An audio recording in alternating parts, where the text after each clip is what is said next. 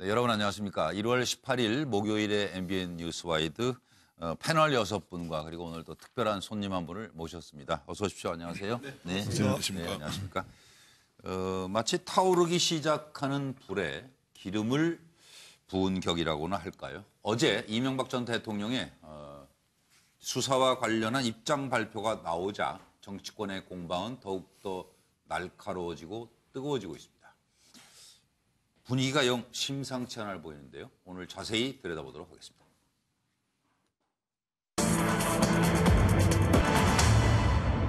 적폐청산 그리고 권력기관 개혁 또 개헌 문제까지 여야가 첨예한 대립을 보이고 있습니다. 민주당의 입장을 오늘 들어보기 위해서 더불어민주당 적폐청산위원장이신 박범계 의원을 스튜디오에 직접 모셨습니다. 감사합니다. 네, 반갑습니다. 안녕하세요.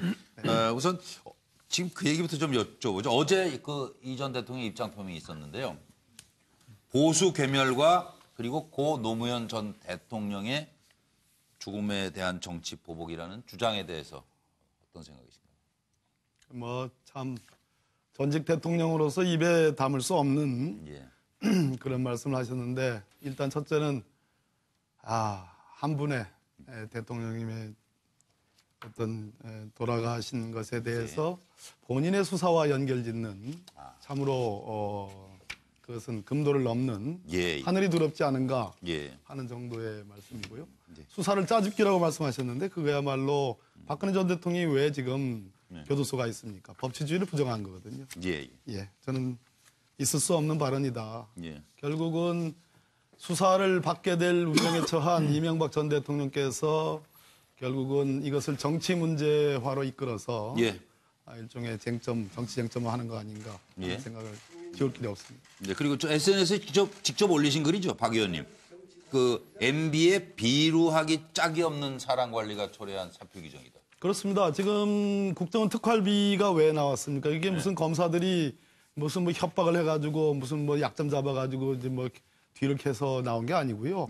이명박 대통령 시절에 부속실장이라면 문고리 중에 문고리. 김희중 씨가 결국은 청와대를 나오고 나서 부인이 가난으로 돌아가시게 됐어요. 자살을 했고 그 문상도 안 갔으면 물론이고 조화조차도 보내지 않았다는 이명박 전 대통령의 사람 관리. 김희중 씨가 다 부르는 거 아니겠습니까?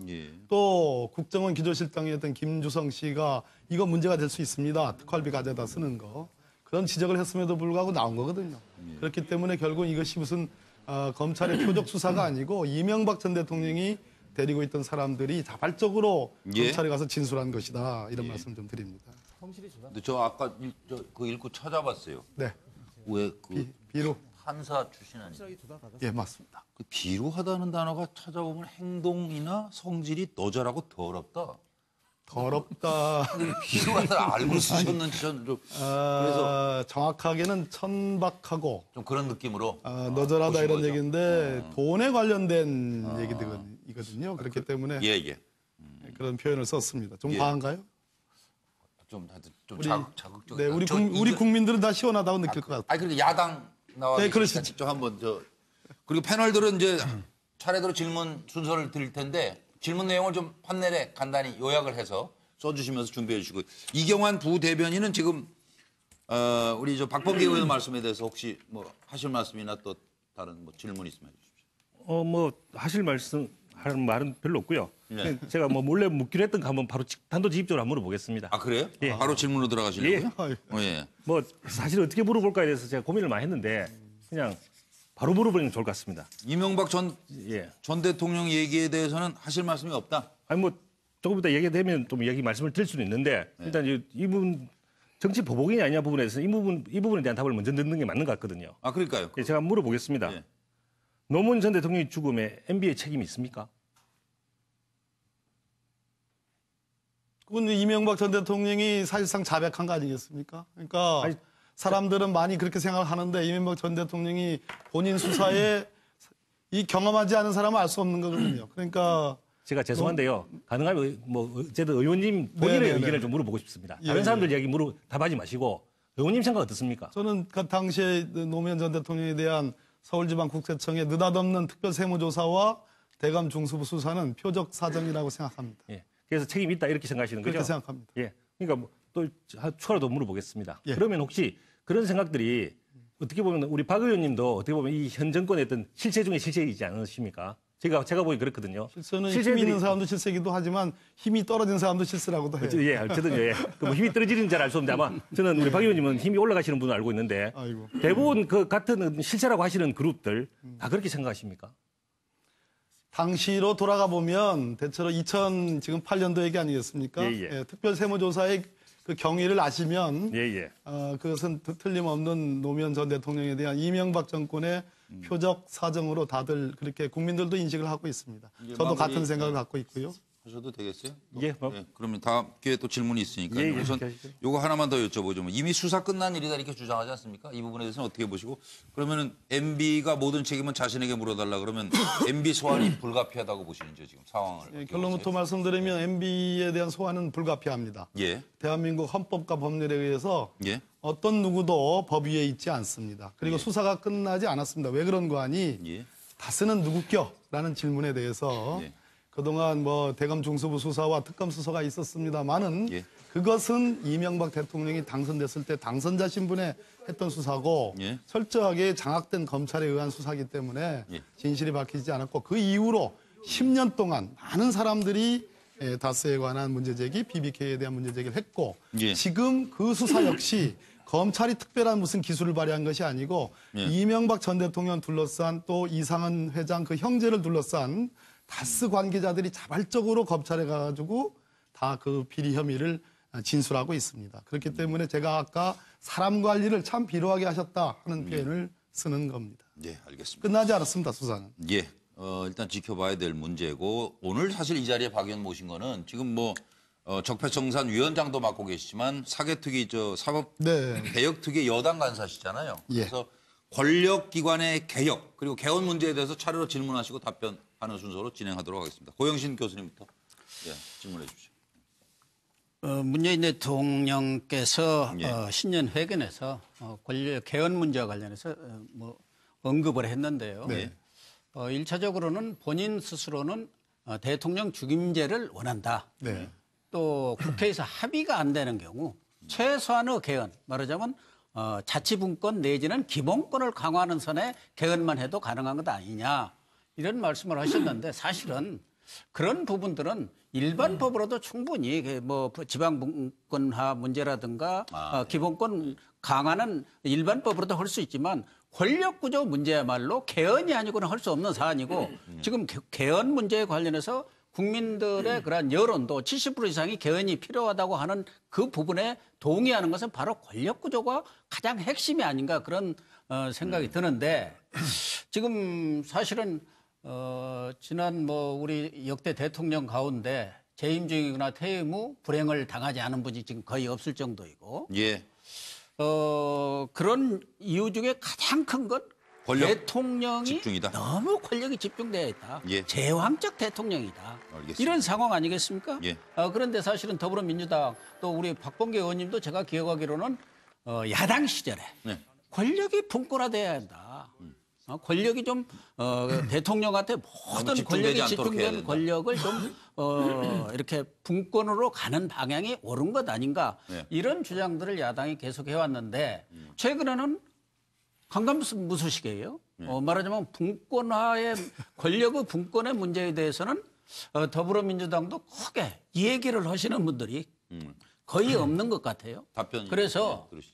앞으로 이런 개헌 내용에 예. 이런 권력 분권화 부분은 어떻게 담을 것인지 예. 이 점에 대해서 좀 답변을 해 주시기 바랍니다. 우리 고영신 교수님 질문 중에 일단 기본권과 지방분권을 법률로 담으면 충분하다는 말씀은 제가 이제 헌법을 공부한 사람으로서 좀 잘못된 말씀입니다. 아니, 그러니까 충분하다는 가능한 부분이 있다. 우리 헌법, 전 세계 자유민주주의 국가 헌법의 가장 골간은 권력구조보다는 기본권입니다. 예. 그렇기 때문에 기본권은 법률에 의해서 충분하다는 건 아닌 거고요. 네. 지방분권은 그동안에 법률 중심의 지방분권을 했기 때문에 제대로 된 지방분권이 안 됐습니다. 네. 그렇기 때문에 오로지 수도권 집중만 있었고 지방도 함께 잘 사는 나라를 만들지 못했다. 그래서 지방분권공화국을 만들기 위해서는 반드시 헌법에 반드시 천명을 하는 게 맞다라는 말씀드리고요. 예. 저는 제왕적 대통령제의 폐해를 막기 위해서 분권을 해야 된다 이런 주장을 한 적은 없습니다. 박근혜 대통령의 국정농단의 책임을 마치 우리 헌법에 있는 것처럼 얘기하는 것이야말로 그것은 본말을 호도하는 것이라고 보고요. 문제는 기존의 87년 현재의 헌법만 가지고도 권력기관들이 검찰, 경찰, 국정원, 감사원이라는 권력기관들이 제대로 된 감시 시스템을 가동했다면 박근혜 전 대통령의 국정농단을 막을 수 있었다 생각이 들고요. 최종적으로 분권은 어떻게 하느냐. 이렇게 국회, 대통령의 권한을 뺏어가지고 국회 쪽에 권한을 넘겨주는 그러한 권력 구조의 개편보다는 저는 중앙에 수도권에 집중된 권한을 지방에 나눠주는 그래서 수도권과 지방이 함께 사는 그리고 정부 구조의 그 면에 있어서도 기본권을 확장시켜줌으로써 분권을 제대로 이루는 그런 개헌이 되기를 저는 소망합니다. 한 말씀만 더 드리면 지금 박근혜 전 대통령도 그렇습니다마는 권력의 사유와 또 무소불위의 권력을 행사하는 그런 결과거든요. 그러니까 촛불 민심도 저는 국정농단의 그러한 폐해 그것을 척결하라는 거지만 왜 국정농단이 왔느냐. 결국 대통령의 권한이 모든 것을 말씀하신 그 박근혜 전 대통령이 했던 대로 권력을 사유하고 무소불위의 그런 권한을 누렸기 때문에 그런 결과가 빚어진 거거든요. 그러니까 그런 일 없도록 시스템을 그런 바꿔라. 부분에 있어서 좀 아니죠. 고 선생님 그 대통령의 권한이 세가지고 그것이 남용된 게 아니고요. 대통령의 권한은 세긴 세지만 그 권한을 사적으로 사용한 박근혜 대통령의 문제다라는 말씀드리는 겁니다. 이거 조금 이따가 또 한 번 더 하시죠. 뭐. 예. 지방선거 전에 개헌 어렵겠는데요. 결론이 여기서도 간다냐? 아니 열심히 해주시고요. 이경환 부대변인 준비됐어요? 예. 조금 전에 답변하신 관련해서 일단 하나 더 여쭤보고 싶은데요. 예. 조금 서둘러 주세요. 예, 다른 건 아니고 원래 이 개헌안의 국민적 공감대를 가지는 것은 5년 단임제의 폐해 때문 아니겠습니까? 맨 처음에 작년에 처음에 대부분의 후보들이 그 당시 대선 후보가 됐을 때 그 당시 개헌안에 대해서 개헌을 해야 된다고 했던 이유는 5년 단임제가 대통령제로 맞지 않다. 그리고 5년 단임제를 계속했을 때 레임덕 현상이 발생돼서 실제적으로 대통령들이 나중에 임기 만료를 제대로 할 수 없다. 이것이 원래 개헌안이 공감대를 가졌던 것이거든요. 근데 여기에 대해서는 이야기가 이런 방구도 없고 지금 기본권만 이야기를 하고 이런 것들은 좀 문제가 되는 거 아닙니까? 지금 이야기하시는 것들은 그러니까 처음 논의가 됐던 것은 5년 단임제와 제왕적 대통령제의 폐해 때문이다. 그래서 그 제도적으로 잘못됐다고 얘기를 하고 있는데 제도는 문제고 박근혜 대통령은 잘못이다. 이런 문제는 제가 보기에는 좀 안 맞다고 보거든요. 5년 단임제 폐해라기보다는 5년 단임제를 하면 대통령이 본인이 어떤 그 국민들로부터 책임을 질 수 있는 기회가 없죠. 그러니까 재선을 통해서 행정을 잘 했는지, 통치를 잘 했는지를 심판의 기회가 없기 때문에 그런 측면에서 지금 이경환 부대변인이신가요? 네, 그렇습니다. 그 지적은 비교적 옳다고 봅니다. 그러나 자, 대통령의 권한을 분산시키는 방법은 여러 가지가 있습니다. 대통령의 권한을 뺏어가지고 국회의원에게 주는 것이 내각 책임제나 이원 집정 문제의 문제고요. 대통령의 중앙 권한을 지방에 나눠주는 것도 분권입니다. 그렇네. 그렇잖아요. 그렇기 때문에 이것이 국민이라는 관점에서 놓고 보면 실제로 여야 간의 권력 구조의 개편이라는 게 쉽게 합의되기 어렵다. 그렇다고 해서 그러면 지방 분권은 뭐 중차대한 문제가 아니냐. 중차대하기 때문에 국민들이 합의될 수 있는 것부터 먼저 하자 이런 말씀입니다. 네, 이제 저쪽 김현성 부원장님 질문해 주십시오. 예, 뭐 개헌 얘기 충분히 했으니까요. 네. 뭐 적백천산 관련해서 얘기 좀 드리겠습니다. 뭐 적백천산 관련해서 여러 얘기가 나오는데 저는 개인적으로는 역사를 잊은 민족에게는 미래가 없다라는 말처럼 그 적폐청산의 시기가 있을 수 없고 끝이 있을 수 없다라고 개인적으로는 생각합니다.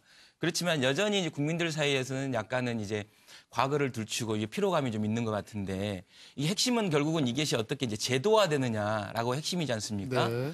그래서 이제 얼마 전 조국 수석이 발표했듯이 일종의 고위공직자 수사처를 만든다라든가 기존에 이제 강한 권력을 가졌던 국정원의 어떤 힘을 좀 이렇게 분산시킨다라든가 뭐 이게 그 중에 저는 이제 고위공직자 수사처의 이 독립성 문제 그리고 독립성을 어떻게 유지할 건지 그리고 국민들은 이제 예를 들면 어차피 지금 검찰에 있는 검사들이 나가서 또 수사할 텐데 결국은 똑같은 거 아니냐 검찰의 권한 안에 있는 거 아니냐 뭐 이런 얘기도 하는데 어떤 그 우리 의원님 생각은 어떠신지 좀 궁금합니다. 네, 우리 김현성 민주연구원 부원장님 질문 감사합니다. 피로감은 국민들의 피로감이 아니고 적폐청산을 통해서 정말 역사적 책임을 져야 될 법적 책임을 져야 될 그런 분들과 세력 혹은 일부 언론의 피로감이라고 저는 생각합니다. 국민들은 피로하지 않습니다.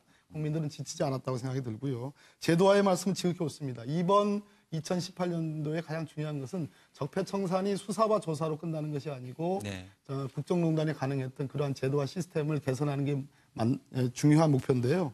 그런 측면에서 공수처는 대단히 중요하고 우리 국민 80% 이상이 지지하고 반드시 필요하다고 보는데 지금 말씀하신 것처럼 반드시 대통령, 야당 입장에서는 대통령이 검찰도 정확하고 공수도 정확하면 양날에 두 쌍검을 갖는 거 아니냐라는 주장이 있습니다. 바로 그렇기 때문에 저희들이 사개특위를 통해서 논의를 할 때 그런 야당의 우려 때문에 공수처 도입에 만약 부정적이거나 소극적이라면 그런 우려는 싹 완전히 불식시킬 정도로 완전히 대통령으로부터 분리된 그런 공수처를 만들겠다 이런 말씀입니다. 전기환 의원으로 갑니다. 저는 권력기관 이제 개혁안에 대해서 좀 여쭤보겠습니다. 기본적으로 뭐 국정원과 검찰 개혁해야 한다. 절대 다수의 국민이 동의하고 있습니다. 그런데 결과적으로 그것이 이제 경찰의 수사권 확대로 이제 귀착됩니다. 개인적으로 지금 현재 국민들이 우리 경찰을 어느 정도 신뢰하고 있느냐. 100점 만점 몇 점 정도를 지금 박 의원님 주실 수 있는지 한번 여쭤보고 싶습니다. 요즘 1987이라는 영화가 선풍적인 인기를 끌고 있잖아요. 우리 뭐 다 비슷한 학번인데 1987년에 제가 연세대학교 그 교문 이한열 열사가 체류탄을 피격을 할 때 50m 뒤에서 시위를 했던 사람입니다. 그런 사람으로서 경찰이 우리 역사에서 이승만 정권 때 그리고 뭐 가까이는 뭐 고 백남기 농민이라든지 또 용산 참사에 그런 잘못이 있습니다. 이번 검경 수사권 조정의 핵심은 경찰이 이쁘고 잘했기 때문에 권한을 나눠주는 것이 아니라 검찰 권력이 워낙 집중되고 그래서 남용을 했기 때문에 경찰에게 그 권한을 일부 줘서 서로 견제와 균형을 하자는 것이고 또 이렇게 넘어간 경찰권이 비대해짐으로써 있을 수 있는 부작용은 철저하게 자치경찰제라든지 또는 수사경찰, 행정경찰을 분리함으로써 그 내부 통제도 하겠다 이런 말씀을 드리겠습니다. 네, 김광덕 부장으로 갑니다. 이번에 권력기관 구조 개혁안을 보면은 크게 이제 특징이 뭐냐 하면은 경찰의 기능이 보통 이제 일반 치안 등 일반 경찰 업무에서 기능으로 보면 단순히 말해 한 3배 정도로 늘어난 꼴이에요. 왜냐하면 안보 수사도 하고 대공수사. 그 다음에 이제 검찰이 그동안 맡아왔던 1차 수사를 거의 다 담당하게 되는 이런 식이 되는데 아까 이제 경찰 수준을 이야기했습니다만은 우리나라 경찰이 과연 현재 보면은 경찰의 독립성이라는 게 또 굉장히 중요하거든요. 근데 지금 현재는 행정부에 소위 행안부 장관의 간접 지휘를 받게 돼 있는 그런 위치에 있습니다. 그렇기 때문에 과연 이런 안보수사, 이 정보기관이 맡고 있던 대공수사까지 맡는 게 적절한지에 대해서는 여러 가지 의문이 제기되고 있고 야권에서 특히 많이 되고 있는데 이걸 하기 위해서 하나 묻고 싶은 게 그 외국 사례를 하나 이제 들고 있어서 이제 이제 옮기는 것도 하나의 근거가 되고 있는데 정보기관이 수사권을 갖는 나라가 몇 개국인지 혹시 아십니까? 아마 선진국 중에는 프랑스하고 러시아 정도일 거고요. 뭐 조금 선진국이 아닌 나라까지 치면은 뭐 소소한 나라들이 있습니다. 그러나 수사권과 정보권을 함께 갖고 있지 않은 나라가 훨씬 더 많습니다.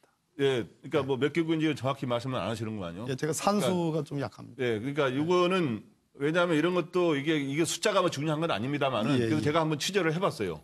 해보니까 뭐 칼럼에 몇 개국 나이를 한 건 있는데 50개국에 좀 못 미치는 나라가 세계 뭐 나라가 뭐 200개국 가까이 되니까 그 숫자로는 이런 나라가 적기는 하지만 그래도 상당히 많은 나라. 그러니까 뭐냐면 분단 체제였거나 분단 체제이거나 그리고 상황에 따라서 안보가 굉장히 위험성이 있는 나라들은 상당 다수의 국가가 바로 이러한 거를 정보기관이 갖고 있고 우리가 미국의 이제 CIA가 같이 하고 그렇게 해서 이제 하는데 미국의 FBI가 한국의 경찰하고는 좀 다르다는 걸 좀 참고하실 필요가 있고 그런 점에서 경찰이 아까 같이 이런 현재 능력으로나 보거나 정부의 장관의 산접 지휘를 받고 있는 위치인데 과연 이런 게 과연 맞느냐? 오히려 국정원을 제대로 개혁해가지고 독립성 있게 개혁을 해서 오히려 전문성을 갖고 하는 게 더 바람직하지 않느냐 견해가 있는데 어떻게 돼요?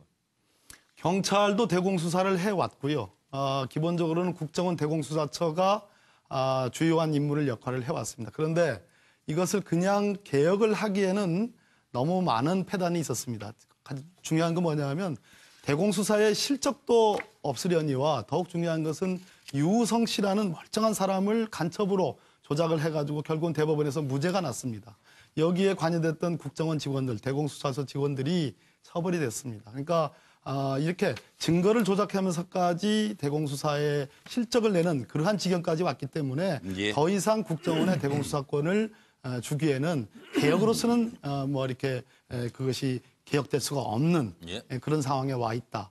그러나 뭐 충분히 국정원이 갖고 있는 대공수사권과 이관되는 경찰이 받아야 될 대공수사권의 조화도 가능하다라는 말씀을 좀 드리겠습니다. 강기정 의원 이제 질문해 주시죠. 원래 제 질문은 국정원 개혁의 핵심은 수사권을 국정원으로부터 특히 대공수사권을 빼내는 것, 그래서 국내 정치에 개입하지 않는 것, 이것을 질문하려고 했는데 조금 전에 우리 김광덕 부장님께서 질문을 해주셔서요. 좀 질문을 바꿔서 지금 이제 권력기관 개혁안에 대해서 청와대에서 발표하니까 야당이나 이런 데서 국회 패싱 아니냐 이런 이야기를 하면서 반발을 했는데 사개특위 위원장을 맡고 계시니까 어떻게 이걸 좀 돌파해 나갈 거냐, 야당을 설득할 거냐 이런 점에 대해서 한번 얘기해 주시죠.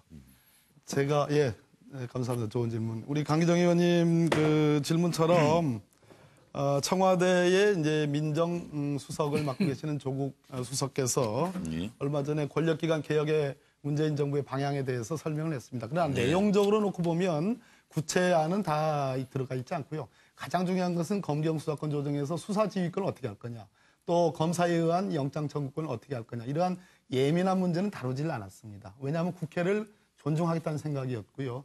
또 오늘 아침에 제가 자유한국당의 사개특위 의원님들, 특히 장제원 간사께도 참 제가 뭐 읍소 잘 안 하는데 읍소했습니다.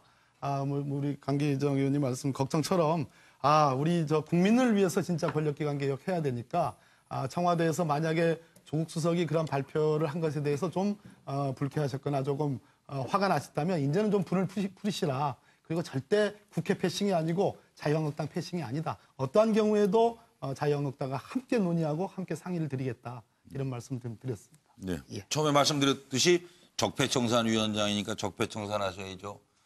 사법개혁 특위 여당 간사니까 사법개혁하셔야죠. 책임이 막중하고도 막중하신데 국민들께 어떻게 하실 건지 한 말씀. 잘하겠습니다. 그러니까 우리 오늘 저 패널 선생님들 질문처럼 여러 가지 우려가 잘 있는 거 알고 있습니다.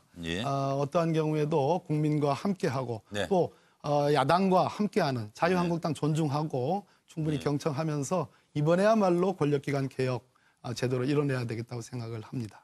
그래서 이제 또 다음 주 이 시간에는 야당인 자유한국당 의원을 모셔서 이 권력기관 개혁과 개헌 문제 그리고 이명박 전 대통령 측의 생각 등을 또 알아보는 시간을 또 갖도록 하겠습니다. 오늘 바쁘신 가운데 박범계 의원님 나와주셔서 감사합니다. 네, 수고 많으셨습니다. 고맙습니다. 감사합니다.